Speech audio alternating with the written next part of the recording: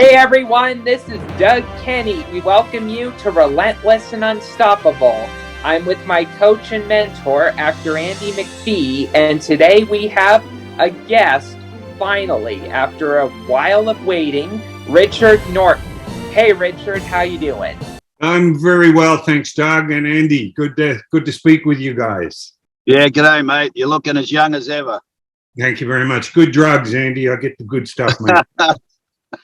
Well, can we talk after? You could maybe post on to the US. I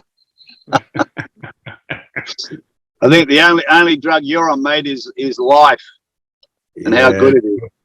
It's been a good journey, Andy, and the good thing is the journey continues, as we like to say. It ain't over till it's over. So yeah, amazing. You know what? I know Doug's got a couple of questions, but something just popped into my mind then.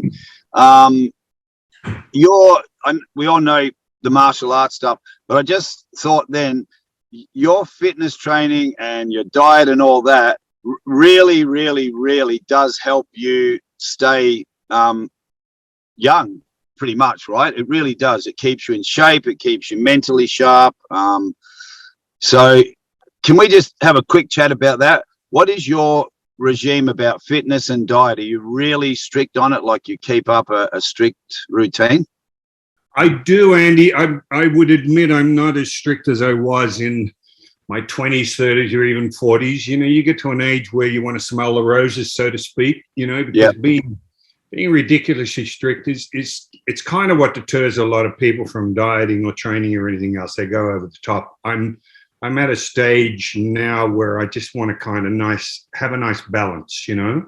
Mm-hmm. But having said that, no, I'm very lucky. You know, Judy, of course, my wife. Judy is a vegan, and I'm not pushing it on anybody necessarily, but as a result, I pretty much follow a vegetarian diet because I do eat salmon and fish, but no meat, chicken, or any of that, and we're on the soy.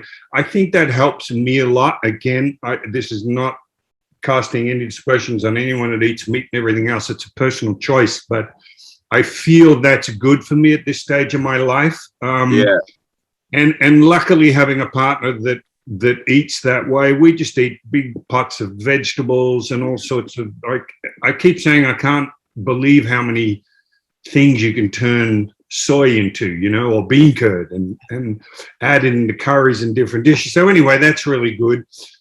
I've taken vitamins since I was probably 12 years of age. Wow.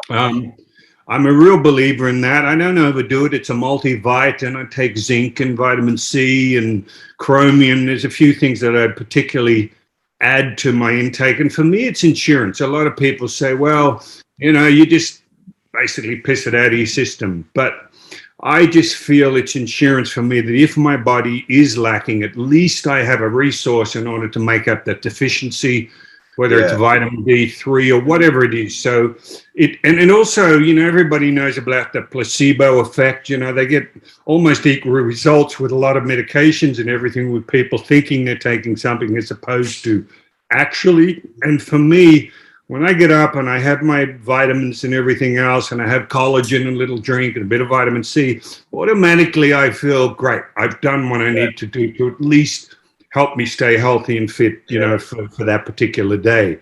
Training wise, my biggest sort of mantra is, it doesn't matter how much or how little, at least be consistent. I think my biggest thing is being consistent. Since I was a teenager, I've always done something each day, pretty much each day. That's probably an exaggeration, but as a general rule, because I feel that yo-yoing in what you do in training and the intensity and everything else is the biggest trap, whether it's a diet or exercise. People go full bore, then they get over it and they drop off. And then it's very hard to keep coming back, you know, whether it's exercise or diet. But I just find, I just try and make do something in the way of fitness, whether it's martial arts or weight training every day. And I believe that's helped me. You know, I said a little while ago, I almost don't know what it's like to just sit on the couch and watch TV all day because I'm scared I'll like it too much. You know, because it's not easy, you know, lifting inanimate objects around or punching bags or whatever. It's not always easy, you know, and again, you have to find a passion. And luckily, I do have an absolute passion for martial arts. So of course that helps me tremendously. And yeah, but and I fast, Judy and I pretty much stick to the 16-8, where we'll eat over an 8-hour period and fast for 16 hours. Okay, yeah. Some days that'll vary, but that's pretty much what we do. So we give ourselves a chance, the body and the system, a chance to clear out a lot of the toxic residue and pesticides and everything else you might find in foods. I do the Wim Hof every day. You've probably heard of Wim Hof. Wim Hof's made this particular system of breathing and cold water therapy very much in the fore for a lot of people. And I really enjoy it. I have a cold, 2.5 minute cold shower every day. And the Wim Hof breathing is very simple. It's 3 to 4 rounds of, say, 40, 45, 50 breaths, whatever. After the 40 breaths, you breathe out, and they call it a breath retention, where you don't breathe for as long as you comfortably can. And you might start in the first round a minute, you'll go up to 2, maybe 3. Like this morning, I did a 5-minute retention where I didn't breathe for 5 minutes. And wow. A few weeks ago, I did 10.25 minutes where I didn't take a breath for 10.25 minutes. It's as much for stimulating your immune system as it is a mental thing, where you just try and get to a very neutral place where you just focus on slowing your heartbeat down, et cetera, et cetera, et cetera. And I find that's a very interesting discipline that, again, I incorporate most days into my my routine. So, wow, that's really interesting. I've not heard of that though, Rich. Like the cold shower stuff, yes, but the Wim Hof, no, I've not heard of that. That sounds really intriguing. Yeah, well, if you think about it, and I said a little while ago, as long as I've been in martial arts and training, it's only the last, say, 4 years that I've actually put time aside for what we call breath work, where you actually don't do, like normally I would run, or you do sparring, or you hit the bag, and that results in fitness, whether it's anaerobic or aerobic fitness. But to actually sit down and do nothing but focus on diaphragmatic breathing, the complete use of respiratory muscles, strengthening them. And also it's about imposing stresses on your body that's under your control, meaning when you breathe out, you immediately get this gulp reflex. Your body goes into fight or flight, and you want to go, you want to breathe in because you think I'm dying. Well, in reality, you don't need to. There's a guy that's done a world record swimming underwater. He did it with huge fins. So it's not as though he's standing, he's still, he's actually moving. And he lasted something like 20.5 minutes on one breath. Wow.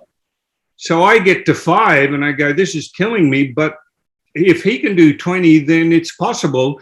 So it becomes a bit of a mind over body thing where you try and again get into a very, very zero sort of meditative state. And you just override that ability to sort of go and panic. Well, those stresses that you put on your body, same as a cold shower. You get in a cold shower and the first instinct says, oh, this is going to suck. And you get in and people go, oh, God, this is freezing. Well, you've just kind of made it that way. Whereas if you go in with a positive effort, this is going to be great, it's going to be exhilarating, you go in and you just relax, your core stays warm, the extremities go cold, but that also is a vascular exercise where your blood, whether you're hot or cold, the capillaries either dilate, you get this effect.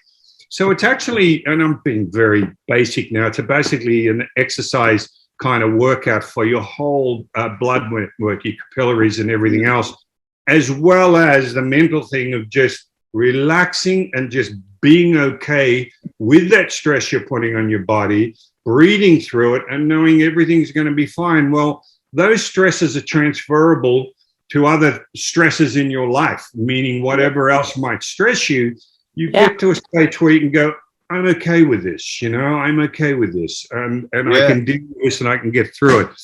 I could go on, but that's the reason I like doing it. And I think at my stage, I'm 71 years of age now. Wow.